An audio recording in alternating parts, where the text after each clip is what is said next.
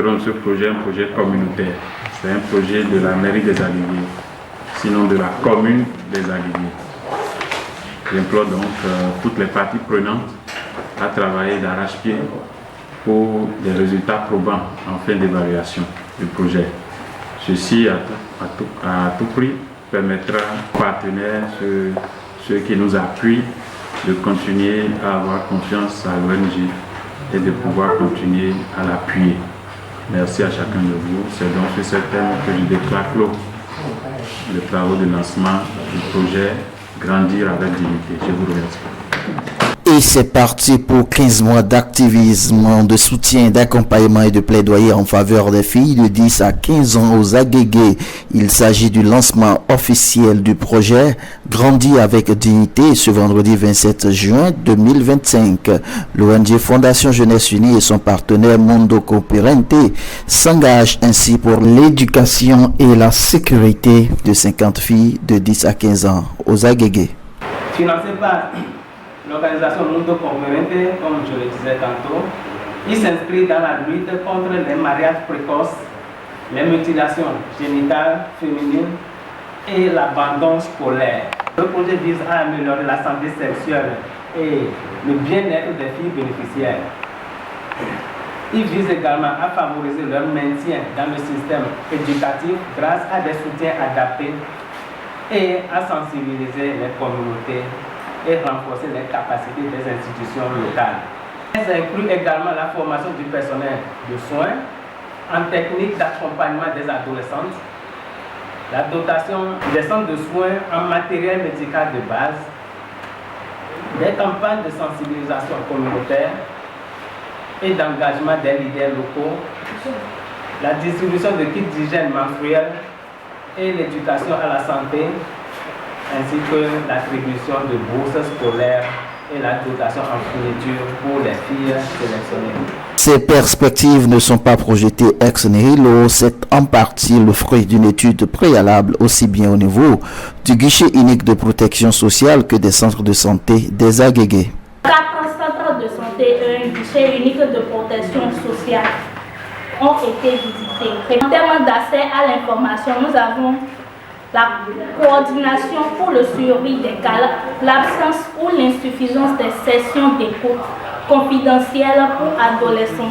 En matière de formation du personnel et du matériel adapté, nous avons des besoins de renforcer la capacité du personnel de santé sur l'approche adolescente.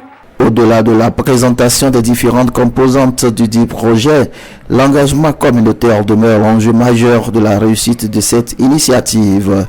Là-dessus, les avis sont plus que favorables. Et que le CPS se rende disponible pour accompagner les actions du projet. Merci.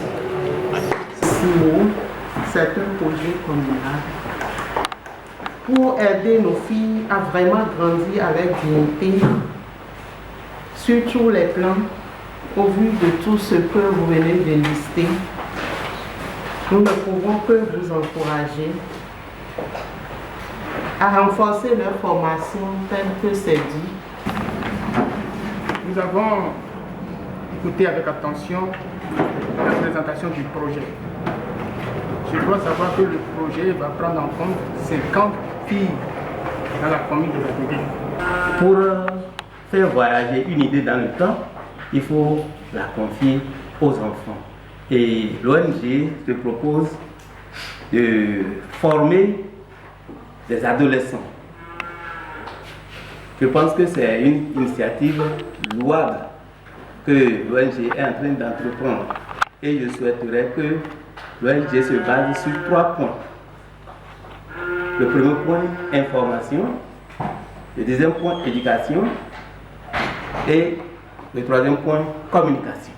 Et permettre à ces 50 pionniers qu'elle souhaite sélectionner de continuer l'œuvre qu'elle aura entreprise et permettre à d'autres enfants de bénéficier de ce projet pour un mieux-être de la population. Je vous remercie. Je voudrais vous féliciter de cette initiative-là, louable, quand on sait que dans la vallée de Lomé et aux Aguégués, les vulnérabilités sont énormes. Et les efforts doivent être mis ensemble comme un acteur de plus qui va nous aider à apporter les solutions durables aux problèmes auxquels sont confrontés nos enfants. Quand vous parlez des enfants, la couche de 10 à 14 ans, c'est une couche vraiment sensible, exposée à tous les dangers. Alors, s'il y a un projet de genre pour aider ces filles, vraiment ce serait tant mieux. Et je crois que si on choisit 50 d'abord, c'est peut-être un début. Avec le temps, ça va s'élargir. Je vous crois. Je dis merci à tous les partenaires, tous ceux qui sont impliqués, la police, la santé et nous-mêmes. Et je vous assure que vous avez notre entière disponibilité pour tout ce qui ira dans ce sens. Au niveau de la mairie, nous sommes là pour vous aider toutes les fois. Merci. En somme, tous ont salué l'engagement de l'ONG Fondation Jeunesse Unie tout en remerciant le partenaire Mondo Cooperante pour avoir accepté de financer cet important projet aux Agégués. Pour les uns et les autres, c'est un projet qui répond à un besoin réel et urgent sur le territoire des Agégués, comme le dira le maire Marc Gandonou, qui a salué l'investissement et le dévouement de l'ONG Fondation Jeunesse Unie, qui demeure, selon ses propos, un partenaire stratégique et fidèle de la commune des Agégués.